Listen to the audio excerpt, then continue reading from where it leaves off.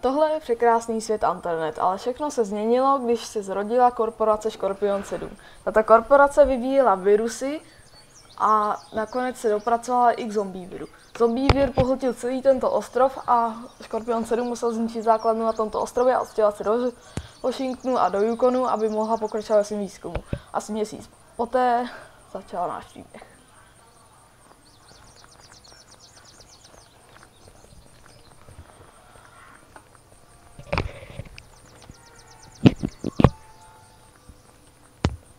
Hej ty, dokud nejsi ve službách, nesmíš do míst se zbraněma. Odlož si své zbraně na ten plát.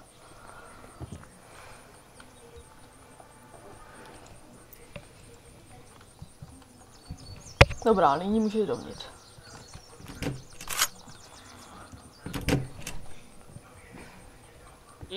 Koho pak nám ty čertní nesou? Služebnici. Jak se jmenuješ? Katrina, Kolik ti je let? 20 let. Máš zkušenosti se zabíjením? Ano, mám. Kolik, kdy a jak jsi zabila lidí? 3. Asi před měsícem a prostě se mě zastřelila. Dobře, dobře. A kde? Už si nevzpomínám. Jo, já to vidím. Money. No dobře. Možná se nám budeš hodit. Tak se tady posaď. Aha. Dobře. Tak přijď zítra pro první úkol. Dobře. Nazdar. Naschle. Jsi ve službách? Tak počkej tím pádem ještě chvíli. Zapij se mi zde.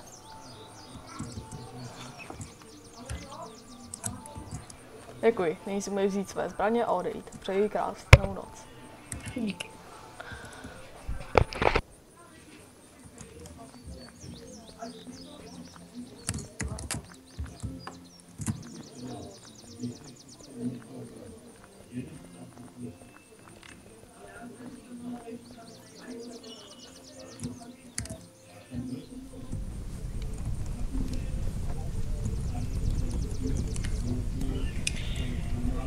Jsem Katrina, lovkyně odměn.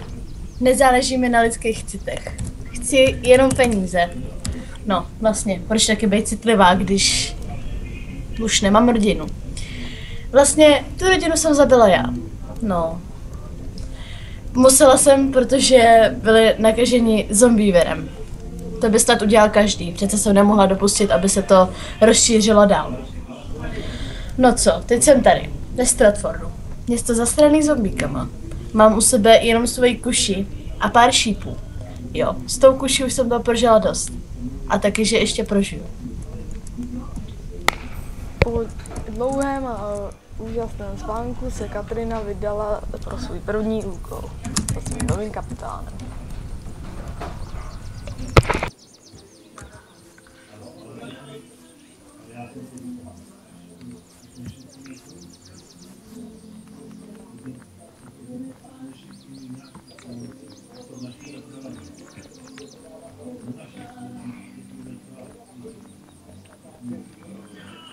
Jsem tady.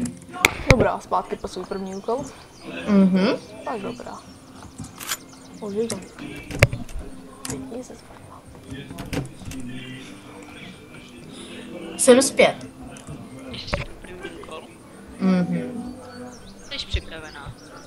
Ovšem. Máš s sebou zbraň, koukám. Jo, tím se asi dobře vraždí.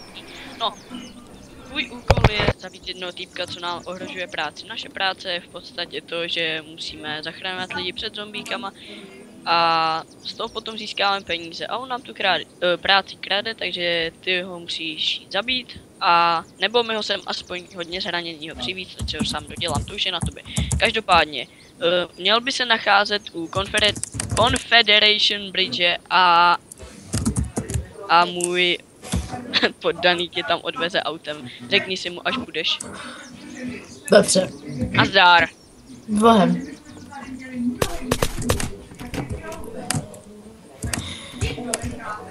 Tvůj šéf řekl, že mě tam máš odvízt. Dobrá, pojď. To je mé auto.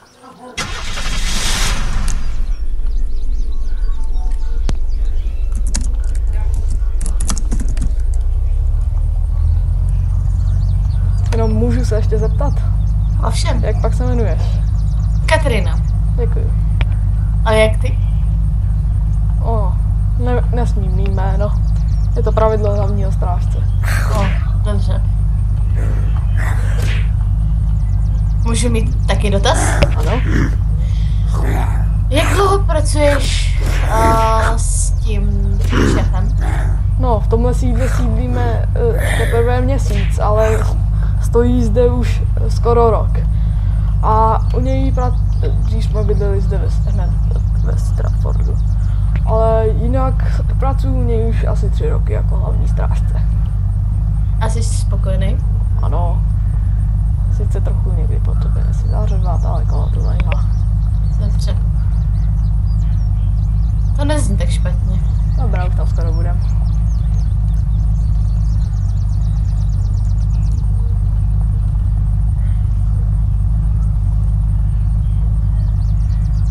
Dobrá, dál s tebou nemůžu. Mohl by nás zaseknout.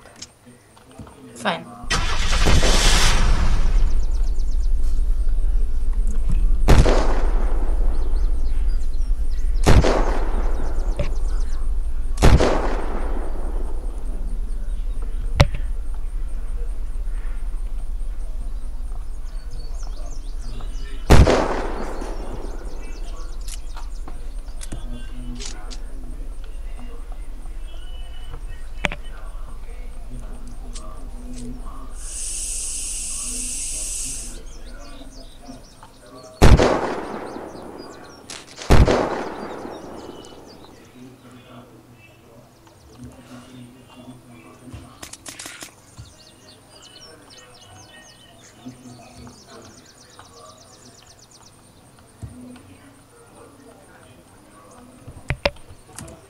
Si odsud ho nezastřelím.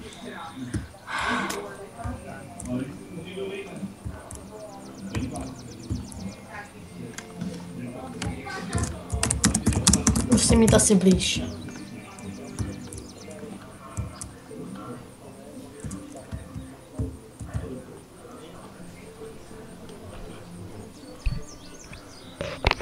Fajn, musím se na to vzít něco jiného.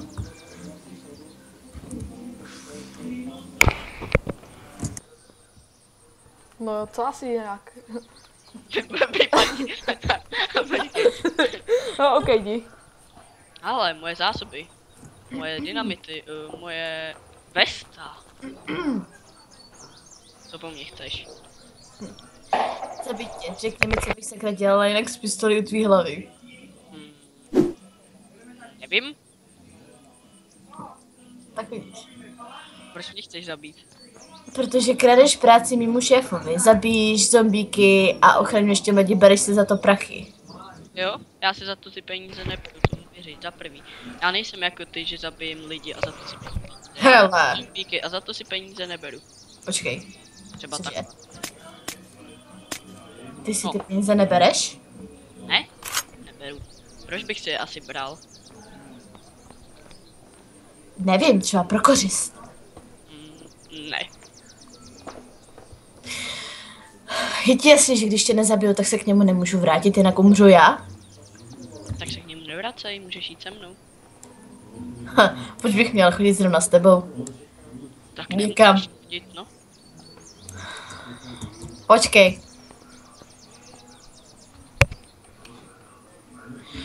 Kam vůbec jdeš? Kde bydlíš? Co děláš? Nemám domov, chodím po světě a chráním lidi. Takže říkáš, že jsi takovej samotář? Ano, jsem samotář, jsem andělíček, strážníček, takže je. A proč chceš, abych se k tobě zrovna připojila, když jsi samotář? Hej, to já nevím, aby jsi přežila, ne? Šlechetné. Ne, počkej. Fajn, jdu s tebou. Tohle je moje každodenní práce, sleduj. Zabíjet snad ještě umím. Jo, fakt? A ne náhodou jenom lidi? Hele, výčitky si nech pro sebe, jo? Fakt jo. A umíš aspoň skládat pasti? To umí i vůl. Vážně? Mhm. Myslíš si to? Já to vím. Fakt jo. Mhm. Když myslíš, tak si myslím.